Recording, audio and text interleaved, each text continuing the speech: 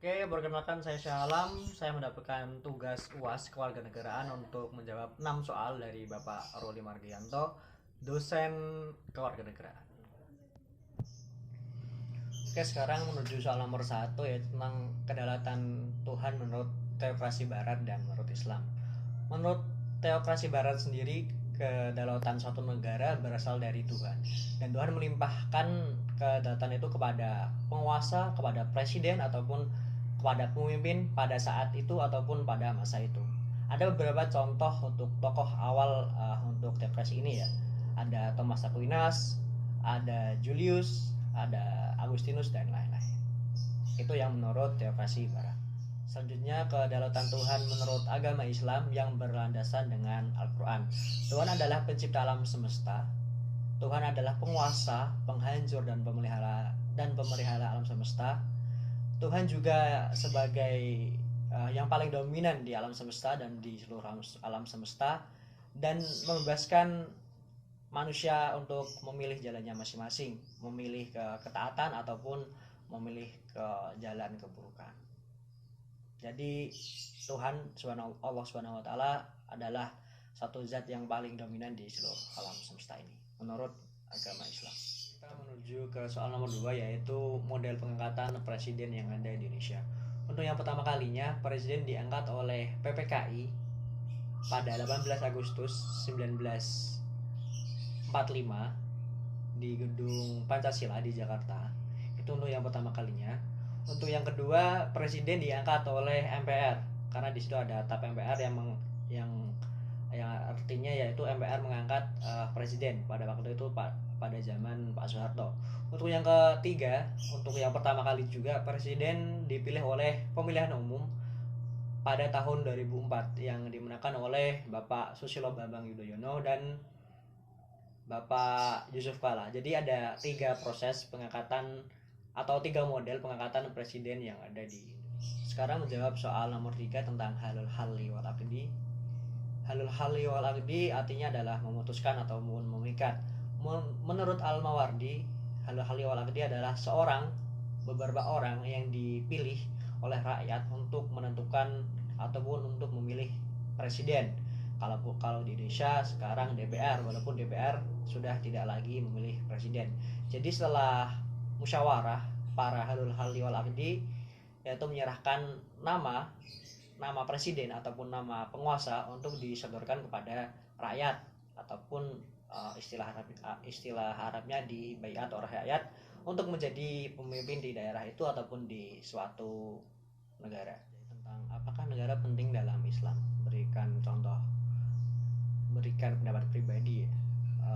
Untuk jawaban saya yang pertama ya adalah negara penting untuk dalam Islam karena yang pertama dicontohkan langsung oleh Rasulullah Shallallahu Alaihi Wasallam saat hijrah ke Madinah. Beliau langsung buat semacam piagam ataupun yang biasa kita sebut piagam Madinah, yaitu sebuah aturan bernegara antara agama Islam atau agama Kristen ataupun agama Yahudi di sana dalam bermasyarakat.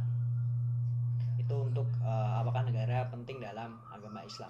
Dan juga Islam juga agama rahmatan lil alamin, yaitu agama yang mengatur semua kebijakan, mengatur semua aturan dalam hal kecil maupun hal besar, dalam masuk ke kamar mandi sampai bernegara. Jadi negara sangat penting bagi Islam sendiri. Oke, sekarang kita menuju soal nomor 5, apakah perbedaan khalifah dan sistem presidensil ya. Mungkin agak sedikit kesalahan penulisan. Mungkin yang dimaksud adalah khalifah ya. Mungkin yang dimaksud adalah khilafah. Karena khilafah itu sebuah sistem dan khalifah itu sebuah seseorang yang pemimpinnya. Jadi mungkin pertanyaannya, apakah perbedaan khilafah dan sistem presidensil, karena keduanya sama-sama sistem ya. Untuk khilafah sendiri pastinya yang pertama dipimpin oleh umat Islam dengan cara-cara tertentu.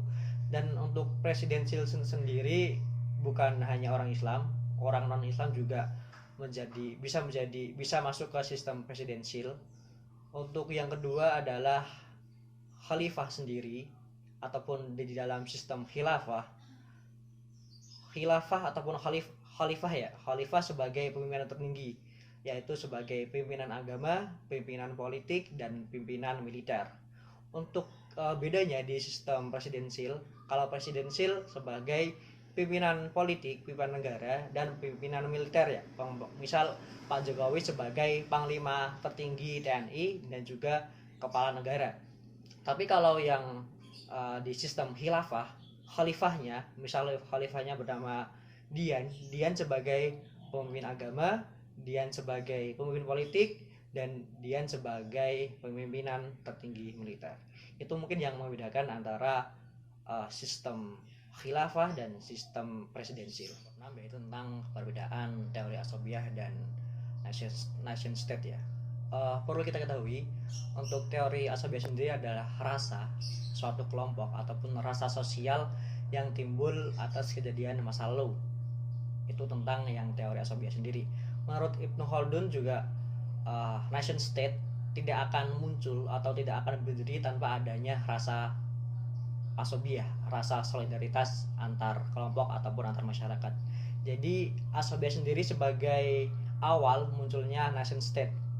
Misal contohnya Indonesia sebagai nation state ya, sebagai sebuah negara secara hukum, secara de jure, secara resmi sebagai negara bangsa. Nah, sebelum berdirinya Indonesia ada asobiah, ada rasa solidaritas di masa lalu tentang berjuang menegakkan negara, melawan penjajah dan lain-lain. Jadi nation state muncul karena ada asobiah tadi, ada rasa solidaritas, ada rasa solidaritas dan ada rasa kebersamaan di masa lalu. Nah, teori asobiah sendiri muncul karena ada beberapa hal, teman-teman. Yang pertama ada persamaan darah, persamaan keturunan, persamaan persepsi, persamaan lingkungan, dan ada juga yang persamaan agama. Nah, itu mungkin yang tentang teori asobiah. Oke, mungkin sekian dari saya. Assalamualaikum warahmatullahi wabarakatuh.